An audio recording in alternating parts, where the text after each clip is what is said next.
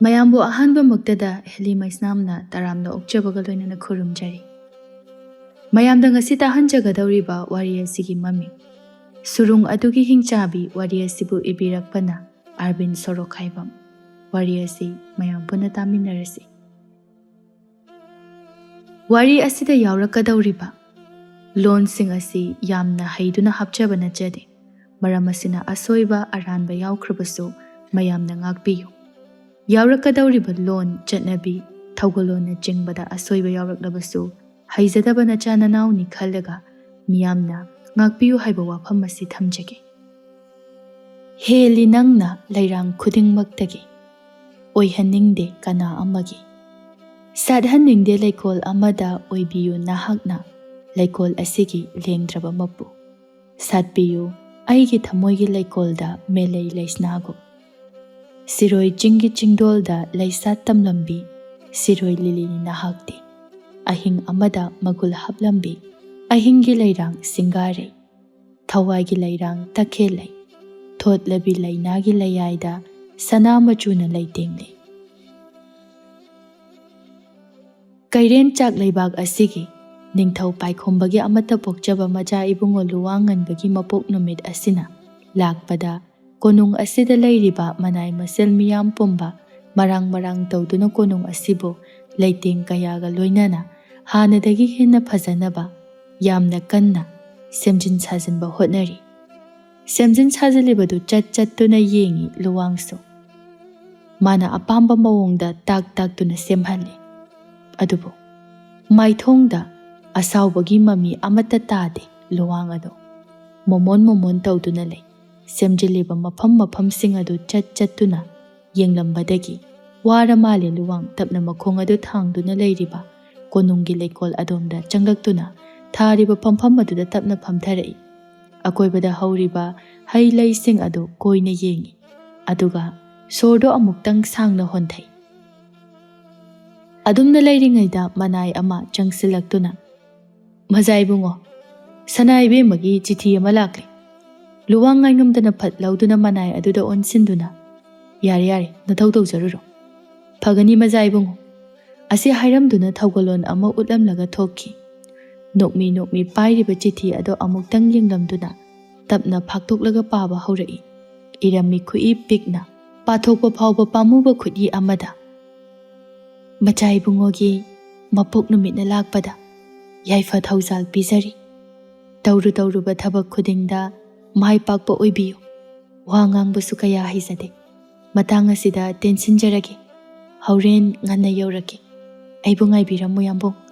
Nahaki sajik khombi. Wahai mate kharasi hanjin pai luwang. Yaurami chithi adugi manungda ningthemna. Khwaidagi khoidajaba lairang takhele.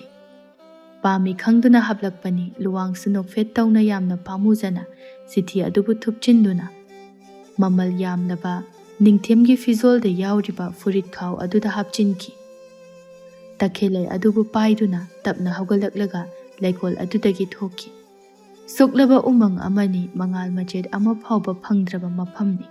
Lairiba umang adugi mapal oirapna chawkraba surung ama lairiba adugi akoibada lanmi singna yamna cheksinna ngak senduna lay. Kana ama changdanabani haiduna. Adumna lairambadagi tarai surung adugi manungdagi nasonnaba khonjelda. Hatkani. Aina mipum khuding hatkani. Surung asida laiba nungjaw asina hek lauthokraga nakhoidi aina hatkani. Asi hairaga kanna nokhalai.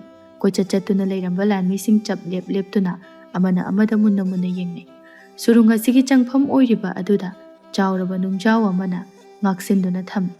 Nung aduda lairon kaya haktuna iri. Lang ahingba aduna nungjaw aduda yesinduna thammi. Thari yamno chawna haktuna surung adugi mathakta. Lurel ngambi haiduna. Nansiliba nung adudasu lurel nungjaw haiduna khudi chawna haktuna thari. Ubatada akiba ma phawraktuna lanmi sing adu surung aduda yengludre wahai kaya amadi surung adugi manungdagi tari adubu tadaba saduna kana ama changhandana yamna cheksinna senaduna lay. Hairagli amuksu Nakhoi, aibu thado. Aiga marup oise. Aigi mateng pang. Aigi chanaba marup oise. Lairiba lanmi sing adu swai lawi hairakliba wahaidu tabada. Adubu pakhum ama pidrabada saptra amaga loinana asawba khonthokta khonjel adu mari manga thokna laurai. Nakhoi amata aina lemna tharoi. Pumnamak tumna hatkani. Lairiba lanmi sing adu mana kongkan mensinduna lei khonjel ase asukimatik haubana umang pumba ninbani. Lairiba uchek kaya aduso kai duna painaki. Ngaihak adumna tauramlaga tumin laiki. Mafam adu ichik chiki. Somdana konungi awad apa pumnamak semjin sajinba loikri. Hanadagi fazai haiduna maming chatliba konung amani. Ngasina amuka hena fazakri. Konung pumba maingaltana thali. Amama mafam amalay handa numitsu tarakli. Konung aduda ningthau maharani kaya thonglari. Changlakliba khuding pukning changna yengrude luwang. Misak adubu lakpra haiduna konungi sanathongda leptuna yengi. Lepa laita changnarakpa miyamna chawkraba paikhomagi konung adu mina pik hek thanbani. Ngaihaki matungda thaujilai konungi sanathong tamna. Aduga tapna khamkri mayam adusu leiduna yengdarai.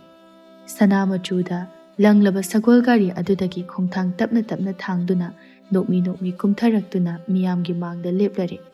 Ngangtak tawbi chinbalna magul leina noklai. Musuk muraba sanglaba samlang aduna tarak leihau leirel ani khakna henna phaja halage matagumna muraba samlang adugi samdonda leihau adu chinsili. Oi thangbagi napadasu mayam pumba ngauna halage matagumna ningthem mana khwaidagi pamjaba khoidajaba takhet laina chom ama. Lairiba miyam adu mamit kupnadi yengni nupi adubu munna mitpham hongda. Mitpham hongba ngamda yamna munna yengnei. Luwangsu wakhal tapna laktuna nokfet tawna changsilai sajik khombigi manakta aduga tablapna hairai sausinaduna.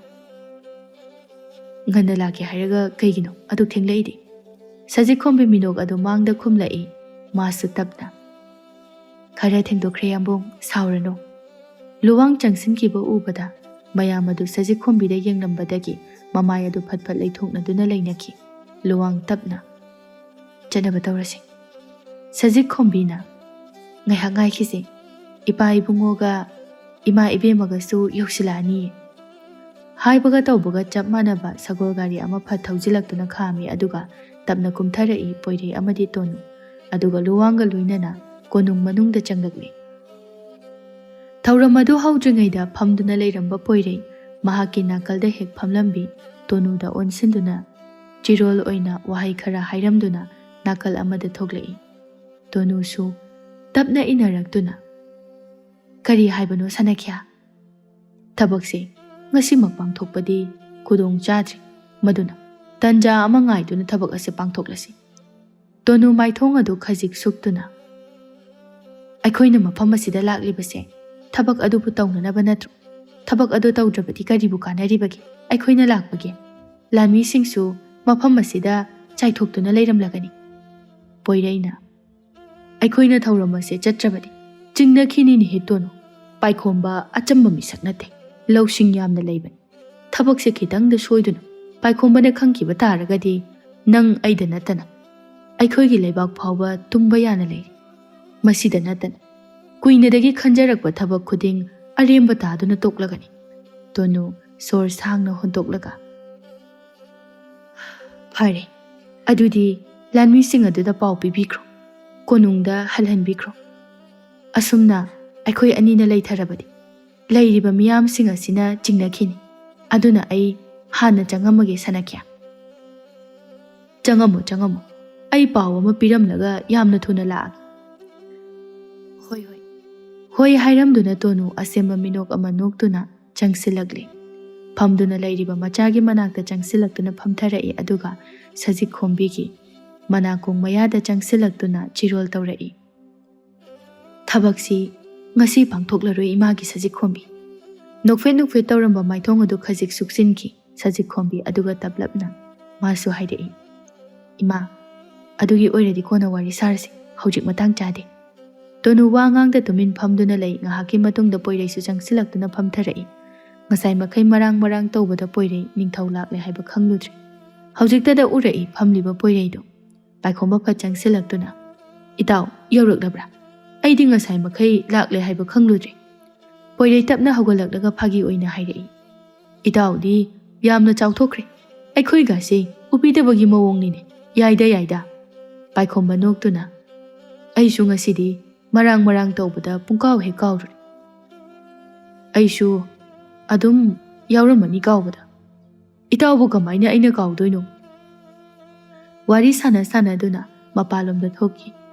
Pamhawi nupi ani dudi maithongda minok amata nokta asawba amaga loinana. Ngaihaki matungda thauramadu pangthoknaba sem saba loisilakle. Paikhomba laima amadi luwangso leiteng kaya haklaba sanagi phambal aduda ningthina phamtharai. Lakliba angama thau phamnaiba singsu ningthina phamnanaba silli. Thauram asibu haudoknaba nupa ama mayamgi mangda thoraktuna leblare aduga mayam adubu tananaba makhol hauhanna khulai ama paiduna laurai. Tinbiriba miyam pumnamak taramna okjari khurumjari. Ngasi iningthau paikhomba amadi Maharani laimagi naitom pokchaba macha ibungo luwangan bagi mapok numit ka loinana. Konung asida jagoi amasu pangthok jagani. Jagoi asina haudringaida iningthau amadi Maharani anina macha ibungo gidamakta mamal yamlaba khudol ama pigadawri. Hairekliba wahaina langnamba miyamado chap lepnaduna munna tanagadabagi sem saduna lay. Maphamado ichikchi Mikup ama adumna leiramlaga nupa ado makha tarai. Iningthausu pangal mayeng tarakle. Leibak asibu ningthina ngakadaba mahaki macha ibungo luwangda ningthau khubam asibu sinagadawri. Loinana masigi khudol asina macha ibungo luwang phambal karaba matungda ningthemgi leima sija oinanaba tangja leibaki ningthau poire amadi Maharani tonugi naitom pokchabi maja ibem Sajik khombibu maja ibungo luwangi leima sija oihalagani. Mayamsu angakpa maithong amada leiramlaga maithongda nokmi tawnarakle mayamado kuba kana khuganarei. Poirei phamliba adudagi nokfet tawna haugalaglaga machabu tapna chingkhatpiduna mayam mangda pukhalakle. Paikhombasu tapna haugatuna ani adubu mayam mangda taramna oknare. Aduga luwangbu makhut samduna Sajikhombi manakta lefali. Misna anidi mitpham hongnade amana amada yengne. Luwang makhut adu tapna thangkalai. Sajikhombi maithong adu khaji ngangsinna makhut adu luwangda tapna pirai. Wanglaba chingdola leptuna tampaki fibam yenglai. Koitak ngangtak tawraba samlang adu thadoktuna malangi ipomlakta tilhali. Kokta sampuduna tapna kumtharakle adubu wara mali samadubu lauthokduna chingmai aduda thamduna phamtharakle. Tampak lamdamgi chawraba sana konungbu irang langna mafam asidagi ui. Ngasidi maingaltana thankhre konung asi. Langlaba mangalna nupi adugi misna anida yaisilai. Chinbal chingdap nokfet tawna yinglamduna sam adubu amuk pokhatkre. Aduga mayum tamna tabli lakle. Pungna thingjalakbaga chinglambi adudi amata uba phangdre nong haifet chukibagi khara khajikti nanbana nupi adu yamna cheksinna kumtharei khongpham chahaudaduna tushinge tawi leiramba ujaw amada makhut aduna yamna thuna yankibana tuba makthi tu haudre sor thabet honduna phamtharei mafam aduda amuksu soli ngangtak tawbi chinbalna khoiri tawraba khonjelna Aidi karamna yumda hangadra. Lambi sisu yamna mami. May amatasu aidi purakte. Aidi karam tawsira. Taraw pangliba misnana akoybada yenglai karimata uba phangdre. Uriba haibabu sana konungi maingal tamak ngaire. Uzawa duda makok aduna ngathaduna ngahak pham. Awa pothaba oina. Urai maingal ama. Mana lairiba maikai adomda sum naksilai. Kaurei khonjel aduna. Abagi nimsinmun nang kadayda leibra abala ene. Nupido phamnambadagi fuk haugatuna. Aba, ai sida laiye. Mambasida karisu udre khara thuna lao. Thangsing machagi manakta yamna thuna lai. Uramlaroi khanduna sumlakpada yausilakle. Sor tapna hontoklaga tapna hairei. Abagi nimsinmun Nangbu, thengmalini, khara ngana halakpa yadrani nangbu. Nimsimwun mapada tapna yenglaga. Aba, ngasidi khara thengdokre, yumda hana halhorasi. Phare phare, chalasi adudi. Hoy aba, anido chinglambi aduda tapli kumtharakli. Ngaihak adumna laklaba matungda mayum yaurakli. Akoibadusu uwa marang kaina hawi. Nong susurakpa yana leiri. Mapalda kuina leithabada chumloi khanduna imungda changlakli. Ka amadagi solaba mabokna mabu kaurai. Laisna, aigi nakta amukta changlako. Nimsimwun, sam adubu thamnamnaga nokmi maboki manakta changlai. Ai, kari haibra? Simtharla masuda yengduna. Aigi nakta phamu. Nimsimwun su tapna phamthaduna. Ai, kari haige?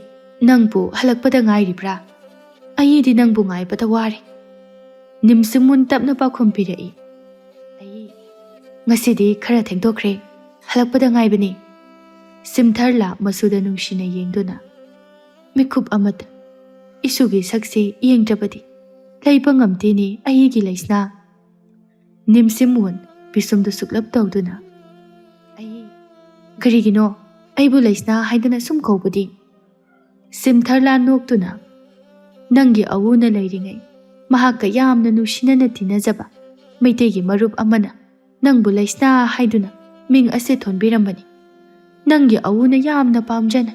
Nangbu numit adudagi laisna haina kauki. Nimsimwun amuksu nungairakdraduna. Ai, nanga hakpo tharamuko. Chakitang chanaba tawsi. Asi hairamlaga tapna hawaduna thoki. Simtharla tarakliba pirang adubu taithoktuna. Piktakna phatliba thongraw aduda thajamabu yengki. Konungdani. Luwangi mabok numitka mari lainana silliba jagoi adubu phamduna yengli sajikhombisu. Laptakna lairiba luwangbo amuk yengduna tumina noi. Nupa adushu yengdaba saduna hek yengi. Jagoi yengbaga changde animak tumina lona yengnaduna lay. Sajikhombi matau ubada nakalda phamliba manai achanbi changkhonbina. Khuningna tapna thinduna. Kainumi sanai bema. Jagoi yengira ningthem yengira. Aidi koka ngaujari da taurise. Sajikhombi noktuna. Achanbi, kaigino khangde. Ngasidi yambungse yengduna ta lainingi. Changkhonbi wakhal oida wahai khara chinbaldagi haidoki.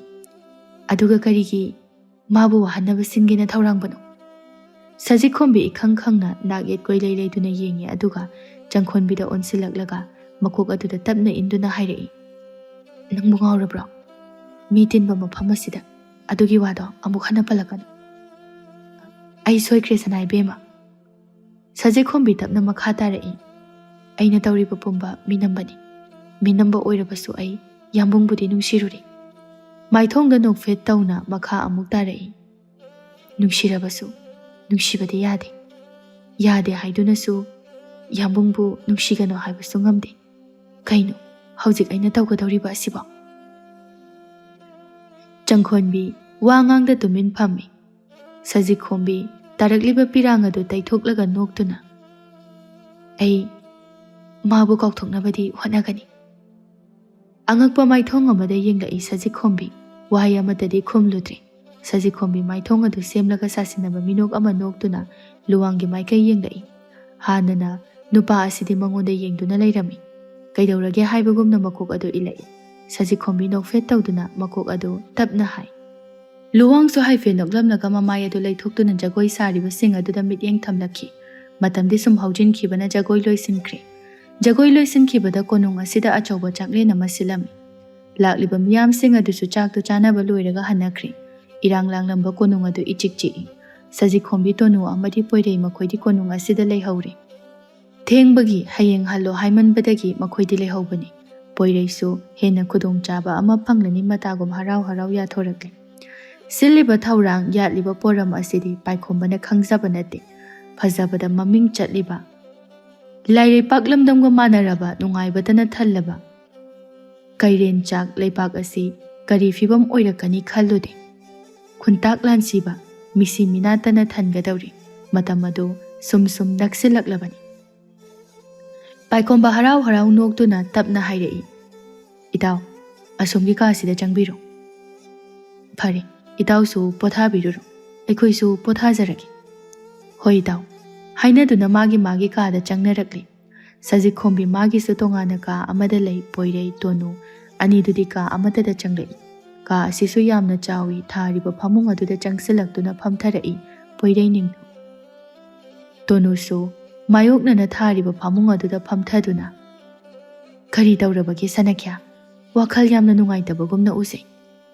Poirei tapna hairei. Kaishu taude tonu. Paikhombasu achamba mi nati. Aikhoina siliba thaurang ase mai pak luidra khalubada ai ngaihakta phawbu pothaba ngamri. Tonuna thoine hena su khanjin pinuda mai pakna naba hana honakisi. Adubu aikhoina mabu thadok luraga aikhoida oina onsilaklabadi kamdongni sanakya. Poirei noktuna aidi lanmi achamba nati tonu. Adubu sanakya nahaki maru paikhomba asibu nushibadi poktabra. Aigi isada mabu nushiba machet amata pokte. Aigi tausinaba itawni sasinaba wangang. Masida mana aibu thazakre tonu. Tonusu sora masangna hondoklaga. Pothanaba taurasi sanakya thengde matamse. Asi haiduna poireibu tapna hipta hali aduga magi phamung aduda changsilaktuna masu hipta kre. Sukla mamlaba umang adugi mapal oirap lairiba surung adu hangtoknaba lanmi kharana yamna kanna honari. Manungdagi harauna noktuna hairei. Hangdo, aibu thado, aibu ining tamhalo. Asi hairaga noglai. Akiba machet amata poktabagumna lanmi sing adu surung aduda nalliba nungjawadu yamna kanna inthoki. Surung adugi nungjawadu hangkrabada manil nairamba khonjelsu tumin laiki. Mafam adu ichik chikpani. Ngaihak adumna tauramlaga manungdagi kanna akiba phanglaba khonjel aduna lauduna lurel ngambi yamna yangna paithorakle. Ngaksang nganglaba misna anina lairiba lanmi aduda matin kutkut yotuna yenglai. Atiya thakta paikhatuna hauna noklamduna lairiba lanmi adugi manak tamna yangna paisilagle. Lanmi sing adusu kai duna chenaba haurakle. Cheliba lanmi amabu tap phaduna mangak adu thatatuna ikheng adu pena thai. Aduga konung tamna laktana makok yaudraba masa adu langsilai. Manglan adudagi ikhang khangna haugalai luwangan ba humangna chotlaba maithong adu phi amana taithoi. Ukriba manglangi thodok aduda masa adu leiba yadre. Thokhaningdaba thodok thoklabra khanbada ka aduda chauna phatliba thongnaw adugi mayada changsilai. Aduga tapna hangtoktuna surung adugi maikai yenglai. Mafam adudi ichik chikna lai karisu tauramdre. Akoibaduda lanmina cheksinna ngak seli. Madu ubada wai sangna sora mahontokpa ngamle. Mamay adu makuna amuktang nantharaga laitengna yomlaba phampham aduda tapna phamthaduna chinbal aduna makholde kaya thokta soli tuminna. Kanagi matikna lurel nungjaw pangamgani. Ngasigi taibang asida lurel nungjaw phukpa ngamba mioi amata pokri.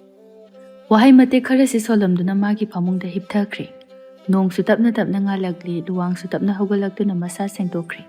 Loiraga tanan ba pizol adu setuna dolan adugi mapanda thoglai. Bakhud aniduna namdana makhada yengtharakpani. Tauramliba matawaduda pisumdo arai khai sukre lanmi khara soktuna konungda pusalakliba ui. Aduga nakanda saji khombina nokmi tawduna yenglibadu urakpada karino haiduna khali. Hungthang yangna makhada kumtharaktuna sokliba lanmi aduda hangla iluwangna. Kaidawada soklibano. Asok palanmi duna kumbangam dabana mabu sauduna purakliba lanmi aduna oina hairei. Masaibungo surung adugi akoibada kuchachatuna surung adugi manakta kana ama changhandanaba hotnaduna leiringaidu sakhangdaba phimu setpa miyoi kharana lumduna khut thaba haurakpadagi sokkibani. Aduga masaibungo surung adubu khumjinduna thamliba lurel nungjaw adubu phuktuknaba honarakpadagi konunggi lanmi khara kauduna miyoising aduga mafam aduda lanthengnaki. Luwang wakhal munna khanduna lei. Manglanda ukriba aduga taibang asida thokliba thodok asiga sum chingnarakpa asida manglangi thodok adu asengbara haiduna khalai. ꯑꯗꯨꯝꯅ ꯂꯩꯊꯣꯛꯄꯗꯤ ꯌꯥꯗꯕꯅꯤꯅ ꯇꯞꯅ ꯃꯈꯥ ꯇꯥꯔꯛꯏ꯫ ꯑꯁꯣꯛꯄꯗꯣ ꯑꯗꯨ ꯍꯥꯟꯅ ꯍꯤꯗꯥꯛ ꯍꯥꯞꯄꯤꯔꯨꯔꯣ꯫ ꯐꯒꯅꯤ ꯃꯖꯥ ꯏꯕꯨꯡꯉꯣ꯫ ꯍꯥꯏꯔꯝꯗꯨꯅ ꯑꯁꯣꯛꯄꯗꯨꯕꯨ ꯄꯨꯁꯤꯟꯈꯤ꯫ ꯂꯥꯞꯇꯛꯅ ꯅꯣꯛꯃꯤ ꯇꯧꯗꯨꯅ ꯂꯩꯔꯝꯕꯤ ꯁꯖꯤꯛ ꯈꯣꯝꯕꯤ ꯂꯨꯋꯥꯡ ꯎꯕꯗ ꯇꯞꯅ ꯆꯪꯁꯤꯜꯂꯛꯇꯨꯅ ꯌꯥꯝꯕꯣꯡ꯫ ꯂꯨꯋꯥꯡꯁꯨ ꯁꯖꯤꯛ ꯈꯣꯝꯕꯤꯗ ꯇꯞꯅ ꯌꯦꯡꯂꯛꯏ꯫ ꯁꯖꯤꯛ ꯈꯣꯝꯕꯤ ꯅꯣꯛꯐꯦꯠ ꯇꯧꯅ ꯉꯁꯤꯗꯒꯤꯅ ꯌꯥꯝꯕꯣꯡ ꯏꯕꯥꯅꯤ ꯂꯨꯍꯣꯡꯗ꯭ꯔꯤꯕ ꯐꯥꯎꯕ ꯑꯩ ꯀꯣꯅꯨꯡ ꯑꯁꯤꯗ ꯂꯩꯔꯅꯤ꯫ ꯂꯨꯋꯥꯡꯁꯨ ꯇꯤꯡꯉꯛ ꯌꯦꯡꯂꯛꯏ꯫ ꯁꯖꯤꯛ ꯈꯣꯝꯕꯤꯅ ꯏꯅꯤꯡꯊꯧ ꯄꯥꯏꯈꯣꯝꯕꯒꯤ ꯑꯌꯥꯕ ꯃꯇꯨꯡ ꯏꯟꯅ ꯂꯩꯖꯕꯅꯤ, ꯂꯥꯟꯅ ꯈꯟꯕꯤꯅꯨ ꯌꯥꯝꯕꯣꯡ꯫ ꯍꯥꯏꯔꯝꯂꯒ ꯐꯦꯠ ꯍꯥꯏꯗꯣꯛꯇꯨꯅ ꯆꯠꯄ ꯍꯧꯈꯤ꯫ ꯅꯨꯄꯥꯗꯨꯗꯤ ꯍꯧꯖꯤꯛ ꯐꯥꯎꯕ लेप्तुना नुपी अदुबु येंहौरी। सजिखोंबी ममाय अदु लैथोकलगा हाइरमी अमुकसु लेहनिंग्रिरो खंगजरे ननाक्तगा अमता चंगोय लेजाहौरो अरिकपा हाइरमलगा नोक्तुना चटख्री। लुवांगसु हौजिक्तदा नोक्लेई। चटख्रीबा नुपी अदुबु येंगलगा खोन कलब मनाई सिंग ताननबा लाउरई। कना कना लै? नोंदमसु यामना थुना चंगसिलक्तुना याम्बो करी ताकपीगदबा? चलो सगोल संगदगी अईगी सगोल अदु लौथोरो। फगनी मजा इबुंगो। हाइरमलगा हाथो हाथो चटखी। मैहाक लेरगा सगोल अदुबु नोंदमना चिंगदुना पुथोरकले। चिंगलिबा अदुदा चत्तनबनी हाइदुना यामना कन्ना होतनै सगोल अदु अदुबु नोंदमना यामना कन्ना चिंगलकपा अदुददे मखोंग अदुदा नोंदमना खंकाव काउकी। नोंदम लैमाइदा पाइथोकलगा उपसिंदुना तुशिल। अयो सिरे। लुवांगसु नोक्तुना चंगसिलकलगा सगोल अदुगी मकोकता तपना नांदुना इंगना तपना हाइरई। अमुबा करिगिनो लमहेलिबदे? लाकना फानबा यारमद्रबा सगोल अदु लुवांगना अदुमना हाइरकपदगिदि पुंगते तेथख्रे। लुवांग मनाय अदुदा अमु ओनसिंदुना सोकप्र नोंदम अमदुसु सोक्तुना हौगलकलगा सोक्तदा यामु सिदी सिरमदौरे। लुवांग नोक्तुना अदुना करी हाइबा? याम्बो याम्बुंगी सगोल अमुबिसिना ऐसे कौमंदना नोंम नत्रगा नोंमदि ऐसे सीबा सोइद्रबनी। हाइरमलगा सुक्तुना नाकल अमदा चटकी। लुवांगसु सगोल अदुदा नानबीरगा सगोल थक्ता काखटख्रे। मनाय खरगा लोइनना सना कोनुंगदगी थोरकले। थौदोक तोकफम अदोमदा सगोल यांगना थौजिलकले। लैरिबा सुरुंग अदुगी मनाक्ता सगोल अदु तपना खांग्रे। उरी सुरुंग अदुदा ननसिलिबा नुंजाव अदुदा यामना चावना हक्तुना लुरेल नुंजाव हाइदुना थारी। ngaraंगी थौदोक अदुना नुंग अदु हाना लैरमनिबा मफम अदुदगी खरा खजिक चथोकलमे। मफम अदुगी अकोइबदा हाइफे लैदुना येंगलमलगा तपना लानी अमदा हाइरई। यामना चेक्सिना सेना कनामता चंगहनबा मनुंगसिदा लैरिबा लुरेल ngambina थोरकलबदे लेबाक मियाम तुंगनी खुंताक लानसिगनी। वाफम खरा सिसिनरमलगा सगोल थक्ता तोंखटख्रे। अदुगा नुंसितगी मांग थादुना यामना कन्ना सना कोनुंग तमना थौदोकी। लुवांगना हेक चटखिबगा मनुंग अदुदगी अकीबा फंगलबा खोंजेल अदुना हाइरक्की। अईबु थादोकलरोइद्रो? वाहै अदुबु तासिलुद्रे अकोइबदुदा कोइचट चट्टुना मखोइ खरना सेना हौई।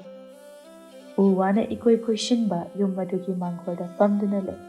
नुमिदांग मबोकना हाइरक्रिबा वा अदुदगी निमसिंगमुन मपुना नुसिना कौजरंबा लैसना हाइबा मिंग असिदबु ओइना तानिंगलकले। ताइबंग वाखल ताद्रिङै तमगी मरुप अदुना थोलंबा मिंगनी हाइदुना महाकी मपुनसु यामना नुसिना लैसना हाइना कौजकी। ताइबंग वाखल लाक्ट्रिङै लाइबक थिबा थौदोक अदुना मखोइगी मफमदगी पुंसिगी ओइना लापकी। अयेकपा सक्तम अदु नत्तना तसेंबदी उबा फंगजखिद्रे। निमसिंगमुनसु तपना हौगलक्तुना खोंगना पुबा माइकई अमदा सुम लाई। नोंसु खरा मंगी येंगलुबा मफम खुदिंग इफदा फजै। चिंगमाय अदुदा हौरिबा गुलमोहर पांबी अदुगी मनाक्ता चंगसिंदुना फमफम थारिबा अदुदा तपना फमथरई। तंपाक लमदमगी निंगथिबा मसक अदु येंगदुना सुमोमोनोई। लोकताक पाना इकोइ कोइसिंदुना लैरिबा कैरेन चाक लैबाक असिगुमना निंगथिबा लैबाक अमदी लैरमनरोई। पाद अदुदा इताउ ताउना लैरिबा फुमदी मरक्तगी संगाइसिंगना मकोक थांगतुना येंगले। मखल मखलगी लैरांगतना सना कोनुंग असिगी अकोइबदा लैतेंगले। मित अदुना सुम येंगलकपदा उरई मयेक्ति सेंगदा। लापतकना उमंग अदुगी मयादा लानमीसिंगना ngak senduna leiriba surung adu karigi aduk cheksenna ngak senbino haina khalli nimsimmunna adumna leiringai ningkhansu machangi manakta tapna changsilaktuna famtharai khoiri khoiri tawba khonjelna machanbu nungsina yengduna hairai amaigi nimsim nangdi kari yengbra nimsimunsu mabungda mamai adu laisilaklaga amai tampak lamda leiba surungse krira krigi asuk cheksina ngak senbano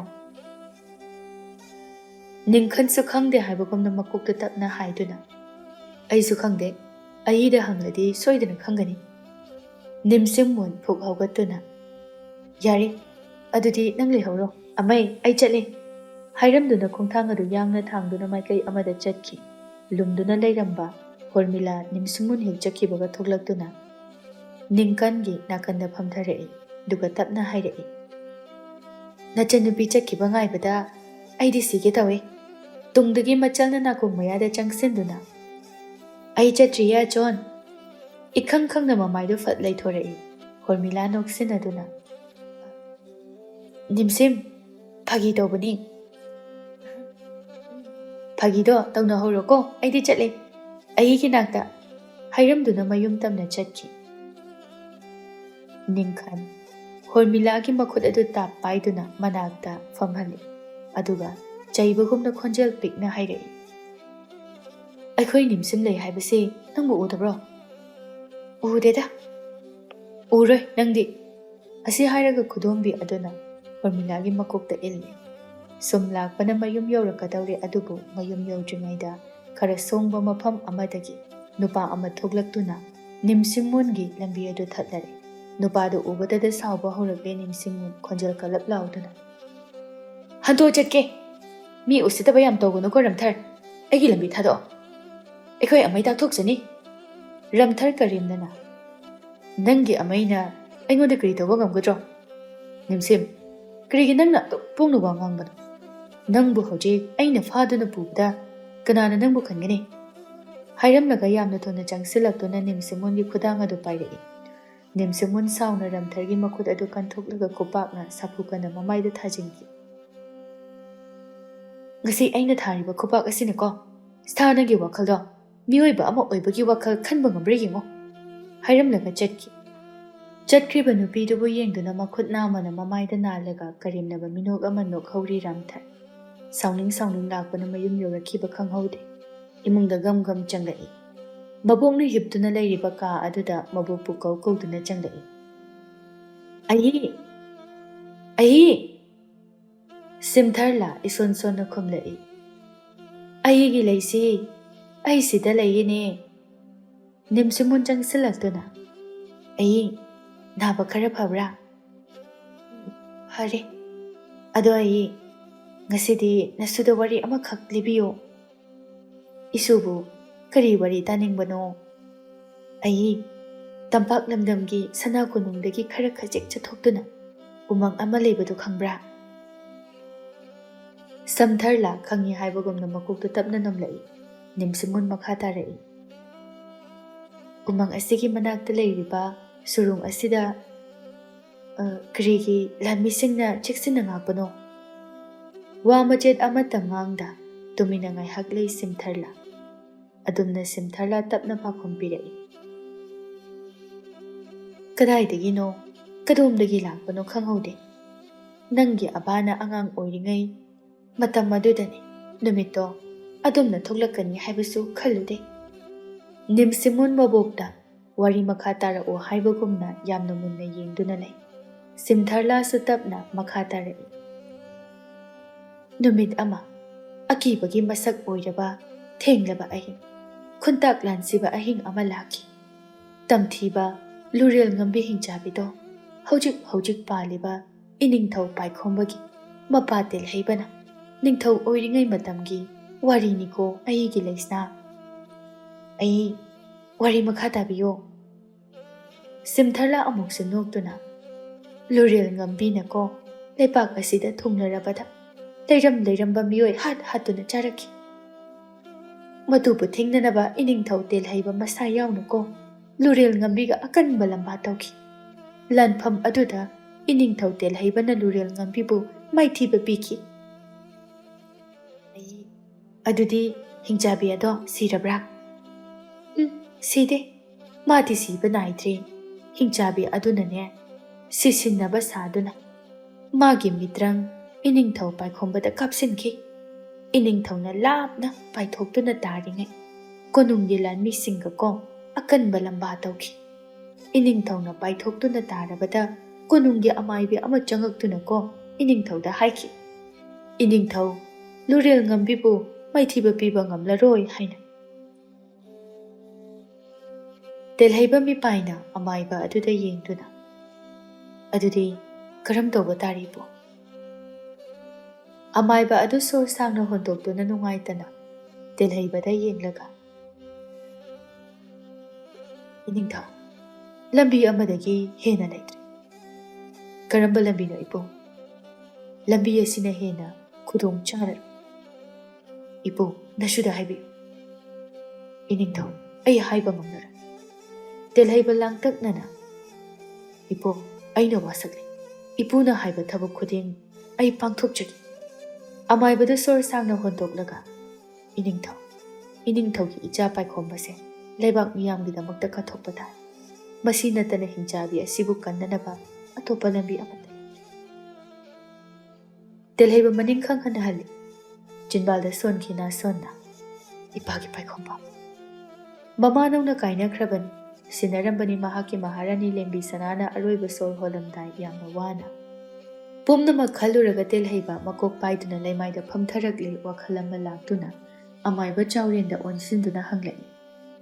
Ipo, icha paikhomba nataba atopa misak amadi yadaba. Yagani ining thau adubu misak ado.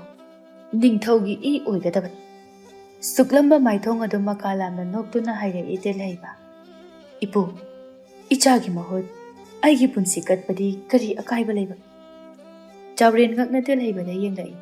Telhaiba thinglamba pirang sintharakduna khonjel nikna haire. Mamagi minungsi phamkiraba icha. Hojikna magi thawai lawbad. Hingna asibaga pangkhak oirimi. Momon amuk noktuna. Ipo, aina laitrabasu ichabu cheksinna ngakpi senbiro. Simtharla masu wari lina khazai thakda pirang sintharai tarakliba pirang adu taithokna khori tawba khonjelna tapna makha tarai. Numit adu maktada leipak miyamgi yaifanaba telhaiba ningthau mahaki punsi kathokta Hingchabi adubu surung aduda phazinki. Surung aduda chawruba nungchaw amana nansinduna.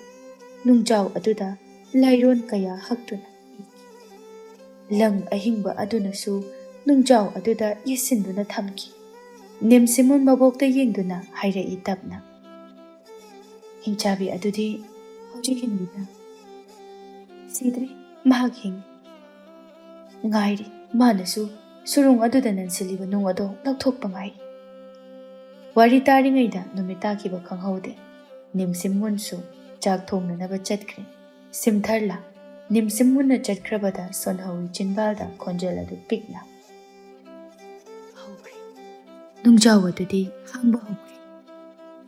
Ahing tanglaw athengba nongyai ichik hulakpa matam asida surung hanna surung adubo sanglamba lanmi sing aduga numidang surung asibu sangbagi thabak taba lanmi kharaga sintoknakre. Lanmi sing adusu mafam adubu koichat chattuna ngak seli adubu surung adugi manungdagi phimu setpa miyoi khara chagungnana hauriba ujau sing aduda lumduna changsinnaba hotnarabe. Yengli thongnaw adudagi nokmi tawduna kuina yenglubadi yadabana thongnaw adu fatlon sinduna magi phamungduda kakatuna tumkhre saji khombi. Lumduna lairamba phimu setpa miyoi sing aduna surung adubu sangliba lanmi sing aduda tenjaina nong chubagumna chutharakli. Maya kanba mahu tairaba tenjaina masida sunatana arep akham laitana kapsilaki surung adubu sanglamba lanmi sing khudakta thawai mangli. Pau ama piba nanghauda phimu setpa singdusu nofet tawduna surung adugi manakta changsinnarakli. Makol khajik thokiba aduda luwangsu mikap thorei. Somdasu phimu setpa miyoising aduna kiriba lang ahingbasing adubu phoidatke haiduna hek tawrakpaga tungdagi khonjel amana hairei. Ngaikho! Phimu setpa miyoising adu mamai adu leiduna yenglei. Leplamliba misak adu ubada makok adu nontaduna. Mazai bema. Sajik khombi nokfe tawna changsilaktuna. Tawgadoriba thabak ase achamba nate. Yamna cheksina thabak pumba pangtho. Surunga sida nansiliba nung ase hek lauthokhibaga. Nakhoi mafam ase thadoktuna chakhigadabani. Phagani mazai bema. Sajik khombi na hojik mafam asida ningthem yausilaklagani. Mayamdu chap chap limnai wa adu tabada. Sajik khombi nokfe tawduna amuk hairei. Mabu aina kani. Aduga themlaga pusinkhige. Mabu hek pusindriba phawba makhai nakhoi thabak ase pangthokpa yade. Wahai kharasi hairamduna khongthang adu yangna thangduna chatki. Hairamliba wahai adugi matung inna surung adubu sangliba lanmi saduna leinakri. Sajik khombi somlakpada laptakna miyoy ama laklibadu ui. Khangi masu luwangni haiba. Asemba minok ama noktuna nupa adugi manakta changsinduna. Yambong, kaidano numidang sida. Luwang igagagna. Nangdi sida kadawramiba. Khonjel khara taki haiduna lakpani. Kari takige, kari tawkige. Khonjel khara hauna taki. Kaisu thoidokpada haude. Mafam aduda ningthina ngaksal hauri. Ado yambong, matamsu thengi, changasilao. Hairiba waduda thajakre luwang. Nofet tawduna sajik khombigi makhut samduna lakminari. Lambi mapalda hauriba uzawa dugi makhongda famnanaba thariba aduda changsilaktuna tapna phamthai anido. Thokliba thaja thawan michaksing adu yengduna ngaihak phammi. Sajik khombi luwangi lengbalda ngathaduna. Yambong, ngasidi thajase mitpham hongda yengninglabi. Amuk hanasu ngasigi asigumba mikup ase laklaroi. Karigumbada yambunga aiga ngasi haiba numit asidagi kainakhiba thoklabadi. Yambong, nang kari tawgani? Luwangsu thokliba thaja mabu yengduna. Kanana supukhiba yar. Nangdi lengdana layu inakta. Ai lei. Nahaki yambung leiri. Wahai aduda khajik noklai sajik khombi. Adumna ngaihak leiramlaga. Yambong, changasi. Changningaba. Lao. Nangi ka phawba ai thinbiramlagi. Sajik khombi na yarani thinbidrasu. Yambung oina aina thinbiramlagi. Asi hairaga luwangi makhut adu paiduna chingi. Nokmi jingliba nupi adugi matungda inarakle. Thak naina sariba dolana duda kakhalakle. Luwangi ka yauraduna. Yambong, ai sajangagi. Ai thinbigi. Yare lehoro. Mitna unaraba mafam asida kaidamuk thiningino. Nangamu mangkradi. Aibu bitrang haibiro. Adu oirasu nangdi mitmangdagi swai mang. Matamse thengabane yambung. Chalo. Chango yambungsu. Nangna hana changbado ai yengkhidoini. Sajik khombi sora ma hontoklaga kumthakri. Magi ka aduna leiriba maikai adonda lakle. Wanglaba dolana duda kakhatuna. Luwangda yengduna chango haibagumna mangak adu eli. Luwang sa nukmi yenglamlaga changkri. Chawkraba thong adudagi haifet chepthaduna yenglamlaga thengjinkhri. Sajik khombi luwang changkrabada laptakna leiriba miyoising aduda haifet yenglamduna hathu tonuga poiregana leiriba ka adugi thong adu theli. Ima, thong hango. Tonu thongdo yamna thuna hanglai machana karigidamakta lakpano haiba hainarudrabasu khangle. Yamna thuna ka adudagi ahumdu thorakle. Sumlakpana sana konungi sana thong yausilagle. Leirami thongakpa lanmi khara lakliba ahum aduda onsinduna. Kadaida chappigadabano iningtho. Aswai phawbo thokluki. Yamna thuna changakanida. Pakhom amangaida mana mang thangduna gam thoki. Anidusu kuina leithadana poiregi matung inaduna thorakle. Thongakpasing adudi tingak chatkriba ahum aduda yenghawi. Makoina thoklakpaga sagol gari ama makhoigi mangda khamjillakle. poirena mang thaduna kakhatkri. Tonusu tapna kakhatuna phamki. Sajikhombi sagol gari aduda kadringai chawkraba kairen chak leibak asigi konungbu yenglami. Aduga tapna kakhatuna phamkri. Makoina hek phamkibaga sagol gari adu thauba hauki. Tangja leibak tamna. Sajikhombi lapna sagol gari tongduna chatkiba urabada phimu setpa miyoi sing adu nungjaw aduda kiriba lang ahingba adu phoidatpa haurakle. Surung adugi manungdagi akiba khonjel adu kanna kanna nokpa haurakle. Thadoo! Aibu thadoo! Aibu iningtamalo! Aibu thadoo!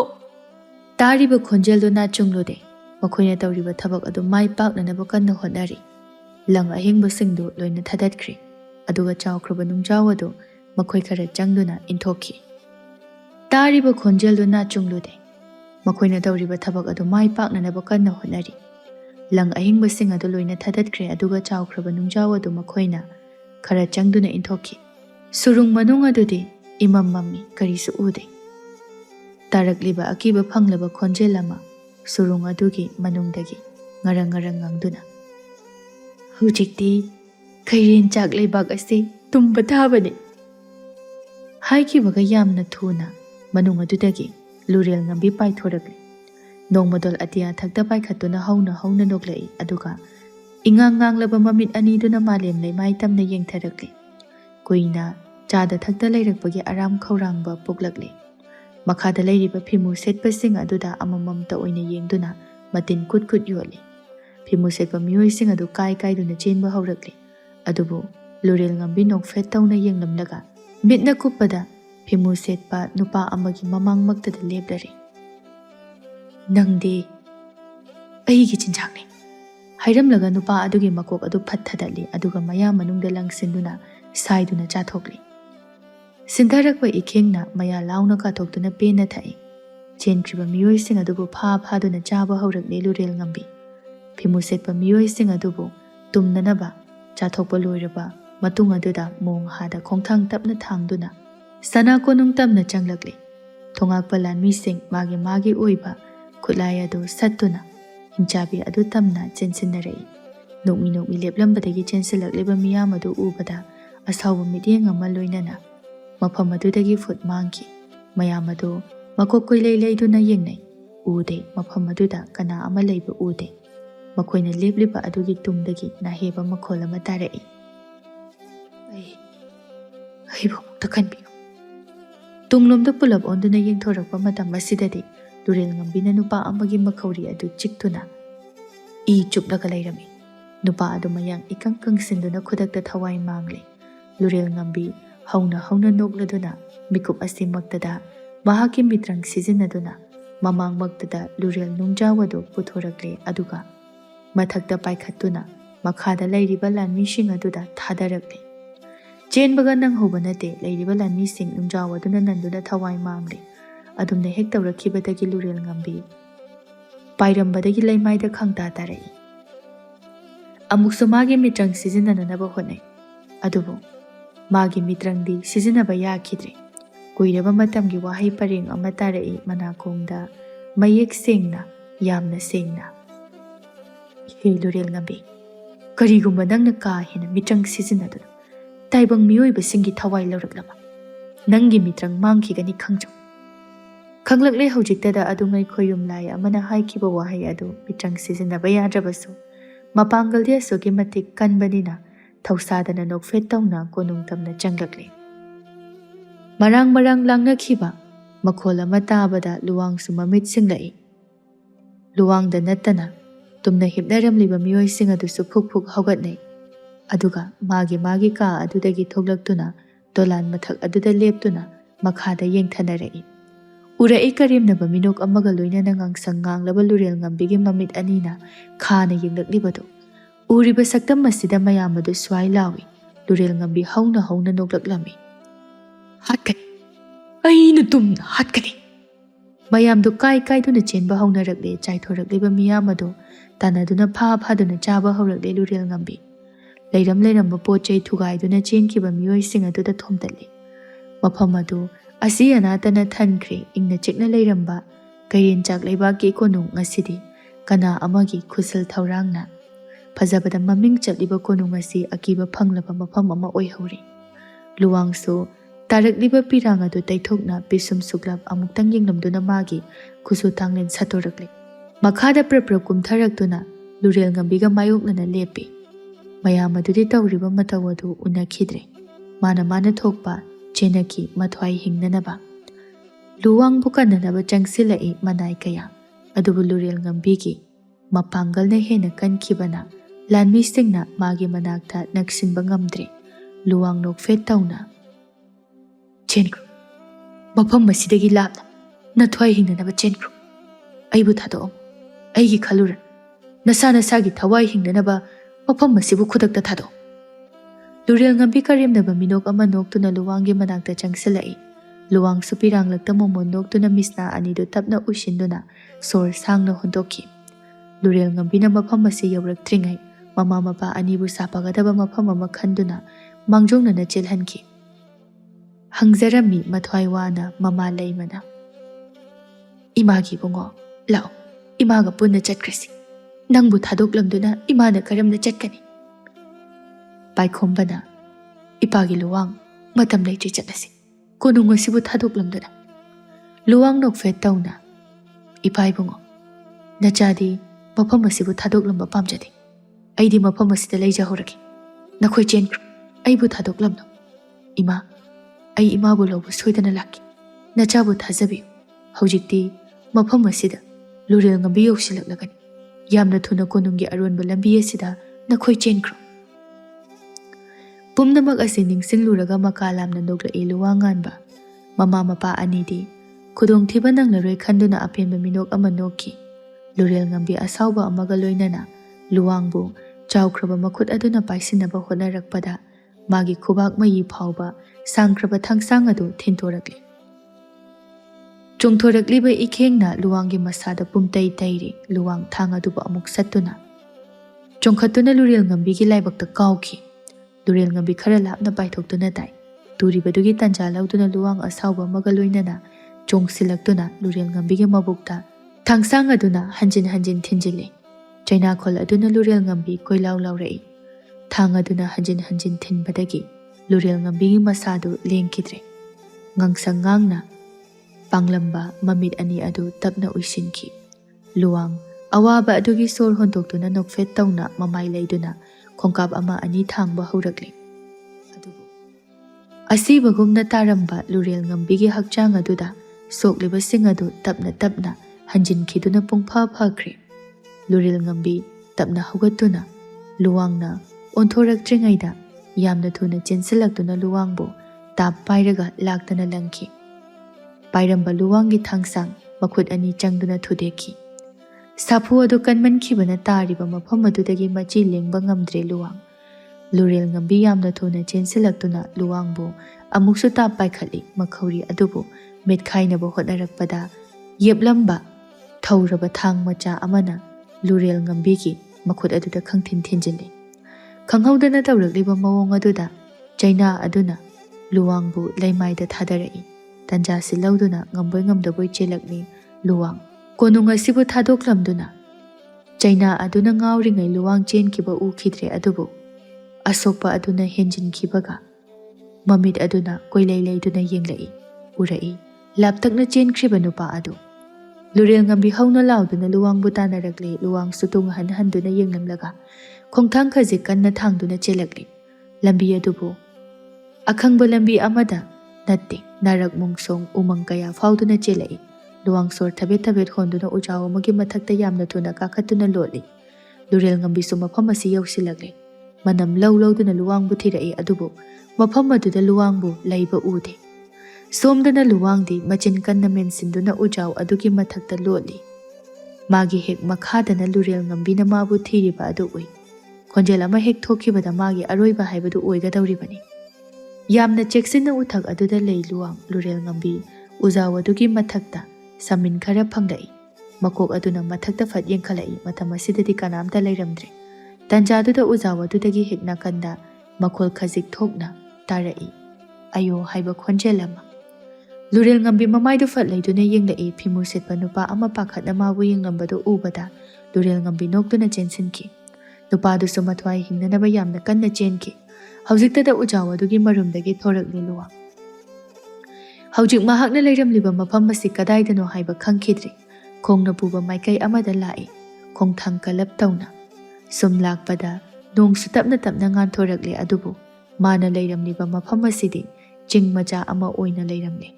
Manak adudasu phajakraba gulmohor pambi ama haurami. Maithongdasu nokfet tawki. Masadusu waman kibana wakhal mangduna leimaida haithaki. Ngalaba ayuk asida thoklaktuna mangol aduda phammi nimsimun. Karigino khangding asidi ayuk anganba asida tampak lamdamgi sana konungbu yengningba phaurai. Phuk hawgatuna khongthang tapna thangduna lai. Tokmi nokmi mamaidu nongkhatuna yengli adubu masadu khangpre khangi. Oiramliba mataw aduda mamit mana lauthokduna yengi nimsimun. Tampak lamdamgi aduk phajakraba sana konung asidi atek akaitana thanduna leiramli. Hek yengbadada akiba pokpa mafam amagumna oiramli. Ngasidi yamna thuna karino khanduna ngahak yengi nimsimun. Mabokta pau tamduni haiduna onthoke tawrakpada urai gulmohor pambi adugi manak nakna tariba sakhangdaba nupa adu. Nimsimun mamit adu kupni kauduna yamna munna yengi nupa aduda masa phawa wakhal tada tabli nupa adugi manakta jensilai. Aduga tapna phamthaduna yengi. Tumtak tawba naton tentak tawba pa. Ngaurok ngauraba laibaktana tentakpa samlak. Adumna yenglambadagi manak anakpada ising laibra haiduna koithiti. Khara nakna turel ama lairibadu ure prap jensinduna ising ado makhut ani changduna kalli nimsimun. Aduga nupa adugi manakta amuk laktuna ising ado tapna khidlai. Nupa adusu mamit adu wakhal tapna lakli. Mamit adu tapna pangduna akoiba adu yenglai masadusu yamna sonjinkre. Haugatpa ngamdraduna lepliba nupi aduda lum lauba khonjel aduna. Nimsimun nupa adubu munna yenglamlaga itap tapna changsilaktuna nupa adugi khudang paiduna chingkhali. Hauriba gulmohor pambi adugi makhongda phampham thariba aduda pusilaktuna phamhalli. Nimsimunna nakipada kasi songwi aina khrado. Hairikliba wa aduda gyan tadraduna luwang nupiduda munna yengi. Gyan tadaba mataw aduda nimsimun khoiri tawba khonjelna hairai. Nang kadano? Kadaidagi lakpano haibani? Luwang tapna pakhom pirai. Ay luwangan ba? Kairen chak leiba kening thaw paikhom bagi. Amata pokjaba majai bungo luwangan ba? Nimsimun lepliba adudagi khajik chathokduna. Kari majai bungo na karigi mafam asida lakpano? Ubra sana konung asida kanamta laiti. Atek akaitana thalibasing. Uyi haibagumna makoktu tapna nomi. Aduga wahang ama hanglai. Karamna thokpra kanana oihenbra. Luwang nokningdana noktuna. Thawaigi thawaini khalambi. Wakhal magina chanabi. Thamoigi mapu oirambi mahaknani. Mahakna koninga shubu tumhallamani. Mahakna aibu irai laina sanarambani. Nimsimundi hairikliba wa adugi wakhal taba ngamdre. Aduna amukso hanglai. Konung asibu tumhanbadi kananara?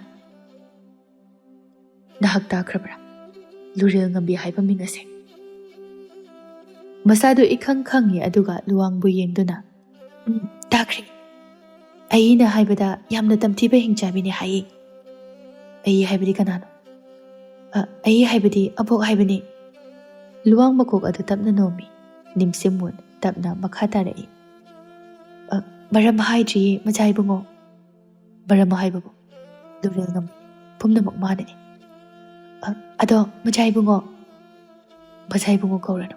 Tabada nungaidi. Adudi ibong haina kauge. Ibong mafam asida ngayhak pothabo aina leibiramo. Ai amai kauge. Hairamlaga mamaya adu laithoklaga. Ming hairamji. Nimsimun thangi tawramba khongthang adu chap lepi. Mamaidu tapna onthoraktuna. Nimsimun. Aduga aigi ayinadi aibu laisna haina su kawi.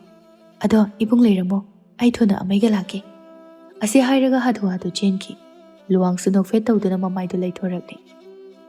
ꯎꯔꯤꯕ ꯀꯥꯏꯊꯔꯛꯂꯕ ꯁꯅꯥ ꯀꯣꯅꯨꯡꯕꯨ ꯄꯤ ꯏꯔꯥꯆꯦꯅ ꯌꯦꯡꯂꯤ ꯅꯨꯃꯤꯠ ꯑꯗꯨꯅ ꯃꯔꯝ ꯑꯣꯏꯗꯨꯅ ꯄꯨꯝꯅꯃꯛ ꯀꯥꯏꯅꯔꯦ ꯀꯗꯥꯏꯗ ꯂꯩꯅꯔꯤꯕꯅꯣ ꯈꯪꯕ ꯉꯝꯈꯤꯗ꯭ꯔꯦ ꯉꯥꯏꯍꯥꯛꯀꯤ ꯃꯇꯨꯡꯗ ꯅꯤꯝꯁꯤꯡ ꯃꯨꯟꯅ ꯅꯤꯡꯈꯟ ꯄꯨꯗꯨꯅ ꯂꯥꯛꯂꯦ ꯑꯃꯩ ꯒꯨꯜꯃꯣꯍꯣꯔ ꯃꯈꯣꯡꯗ ꯐꯝꯕꯁꯤꯅꯤ ꯃꯕꯨꯡ ꯆꯪꯁꯤꯜꯂꯛꯇꯨꯅ ꯃꯆꯥ ꯏꯕꯨꯡꯉꯣ ꯍꯦꯛ ꯀꯧꯔꯛꯄꯒ ꯂꯨꯋꯥꯡꯅ ꯊꯠꯇꯨꯅ ꯍꯥꯟꯅꯁꯨ ꯍꯥꯏꯈ꯭ꯔꯦ ꯑꯩꯕꯨ ꯃꯆꯥ ꯏꯕꯨꯡꯉꯣ ꯍꯥꯏꯅ ꯀꯧꯔꯛꯑꯅꯨ ꯃꯔꯨꯞ ꯍꯥꯏꯅ ꯀꯧꯅꯁꯤ ꯅꯤꯡꯈꯟ ꯅꯣꯛꯇꯨꯅ ꯂꯨꯋꯥꯡꯕꯨ ꯍꯥꯏꯐꯦꯠ ꯌꯦꯡꯂꯝꯂꯒ ꯏꯇꯞ ꯇꯞꯅ ꯃꯔꯨꯞ ꯑꯩꯒꯤ ꯌꯨꯝꯗ ꯆꯠꯁꯦ ꯇꯝꯄꯥꯛ ꯂꯝꯗꯝ ꯑꯋꯥꯕ ꯇꯥꯔꯦ ꯍꯥꯏꯕ ꯑꯩꯁꯨ ꯈꯪꯂꯦ ꯃꯇꯝ ꯈꯔꯗꯤ ꯑꯩꯒꯤꯗ ꯂꯩꯁꯦ ꯂꯨꯋꯥꯡ ꯈꯨꯝꯂꯨꯗꯦ ꯋꯥ ꯃꯆꯦꯠ ꯑꯃꯇ ꯉꯥꯡꯗꯦ ꯇꯨꯃꯤꯟ ꯐꯝꯗꯨꯅ ꯂꯩ ꯅꯤꯝꯁꯤꯃꯨꯠ ꯃꯆꯤꯟꯗ ꯀꯅꯥ ꯇꯥꯍꯟꯗꯅ ꯃꯨꯔꯨꯝ ꯃꯨꯔꯨꯝ ꯁꯣꯜꯂꯤ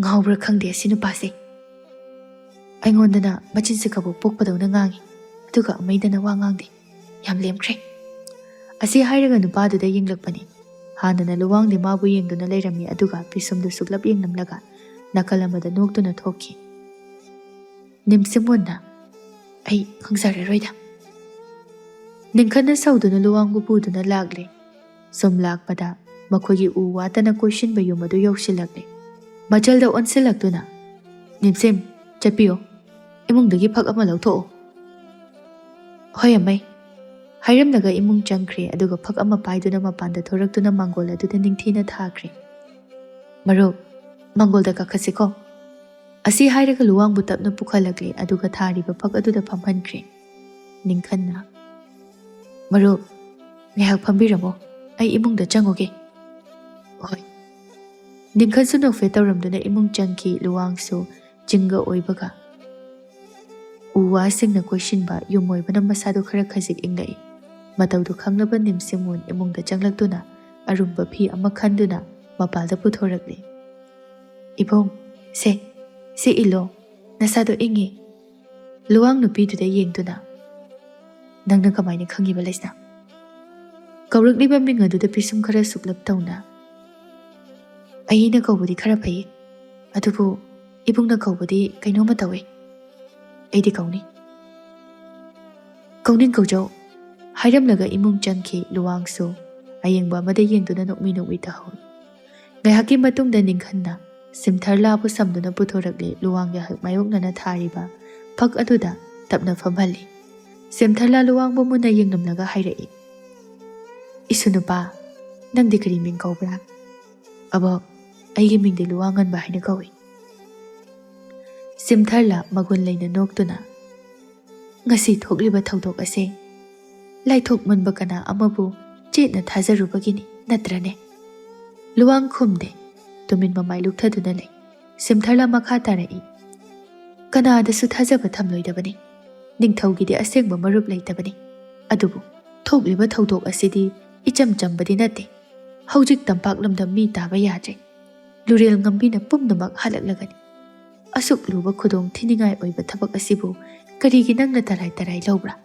ꯀꯔꯤꯒꯤ ꯑꯗꯨꯛ ꯆꯦꯛꯁꯤꯟꯗꯕ ꯂꯨꯋꯥꯡ ꯁꯨꯝ ꯇꯥꯔꯝꯕꯗꯒꯤ ꯈꯨꯝꯂꯛꯏ ꯄꯥꯈꯨꯝ ꯑꯃ ꯋꯥꯍꯪ ꯑꯃ ꯍꯪꯕꯒꯨꯝꯅ ꯃꯃꯤꯠ ꯑꯗꯨ ꯃꯈꯥꯗ ꯌꯦꯡꯗꯨꯅ ꯑꯕꯣꯛ ꯀꯔꯝꯅ ꯃꯥꯕꯨ ꯍꯥꯠꯀꯅꯤ ꯀꯔꯝꯅ ꯃꯥꯒꯤ ꯊꯋꯥꯏ ꯂꯧꯒꯅꯤ ꯑꯩ ꯃꯥꯒꯤ ꯊꯋꯥꯏꯕꯨꯗꯤ ꯂꯧꯕꯗꯤ ꯉꯝꯗ꯭ꯔꯤ ꯁꯤꯝꯊꯔꯂꯥ ꯉꯥꯏꯍꯥꯛ ꯈꯟꯖꯥꯟꯅꯔꯝꯂꯒ ꯈꯨꯝꯂꯛꯏ ꯏꯁꯨ ꯅꯨꯄꯥ ꯃꯥꯕꯨ ꯀꯔꯝ ꯍꯥꯠꯀꯅꯤ ꯍꯥꯏꯕ ꯑꯩ ꯃꯇꯥꯡ ꯆꯥꯔꯒ ꯍꯥꯏꯒꯦ ꯃꯇꯝ ꯑꯗꯨ ꯌꯧꯗ꯭ꯔꯤꯕ ꯐꯥꯎꯕꯗꯤ ꯅꯍꯥꯛ ꯋꯥꯔꯕꯁꯨ ꯋꯥꯅ ꯉꯥꯏꯔꯣ ꯅꯤꯡꯈꯟ ꯑꯁꯤ ꯍꯥꯏꯗꯨꯅ ꯑꯃꯨꯛ ꯀꯧꯈꯤ ꯅꯤꯡꯈꯟꯁꯨ ꯊꯨꯅ ꯆꯪꯁꯤꯜꯂꯛꯇꯨꯅ ꯃꯕꯣꯛꯄꯨ ꯇꯞꯅ ꯆꯤꯡꯈꯠꯄꯤ ꯑꯗꯨꯒ ꯏꯃꯨꯡꯗ ꯄꯨꯗꯨꯅ ꯆꯪꯈ꯭ꯔꯦ ꯅꯤꯝꯁꯤꯃꯨꯟꯒꯤ ꯃꯃꯥ ꯌꯥꯔꯃꯤꯆꯣꯟꯅ ꯉꯁꯤꯗꯤ ꯃꯈꯜ ꯃꯈꯜꯒꯤ ꯃꯊꯦꯜꯁꯤꯡ ꯁꯦꯝꯗꯨꯅ ꯃꯌꯥꯝ ꯄꯨꯟꯅ ꯆꯥꯛ ꯑꯗꯨ ꯆꯥꯃꯤꯟꯅꯔꯦ ꯊꯥꯡꯁꯤꯡꯁꯨ ꯃꯥꯒꯤ ꯊꯕꯛꯀꯤꯗꯃꯛꯇ ꯆꯥꯛ ꯇꯣꯛꯂꯕ ꯃꯇꯨꯡꯗ ꯆꯠꯈꯤ ꯂꯨꯋꯥꯡꯕꯨ ꯃꯥꯡꯒꯣꯜꯗ ꯅꯤꯝꯁꯤꯃꯨꯟꯒ ꯐꯝꯍꯜꯂꯒ ꯅꯤꯡꯈꯟꯁꯨ ꯊꯣꯔꯛꯂꯦ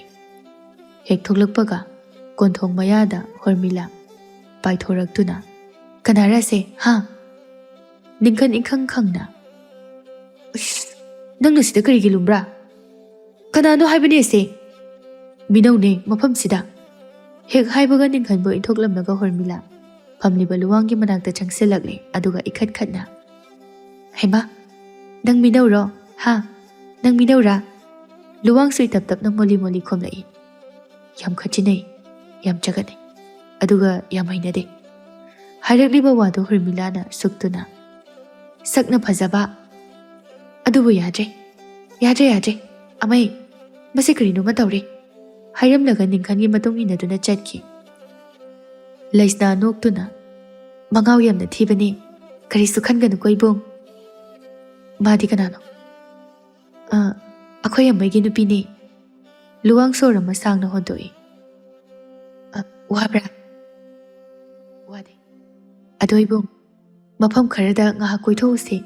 Wakal kara yang na ba? Asida som pamjulaga laybadi hena waga niye. Hoy. Asida makum lai. Nimsimun tap na hawalagtuna. Ay chingkalura. Hagot pa ngamgera. Ngamgani itanda hawatke. Asi haiduna tap na hawali luwang.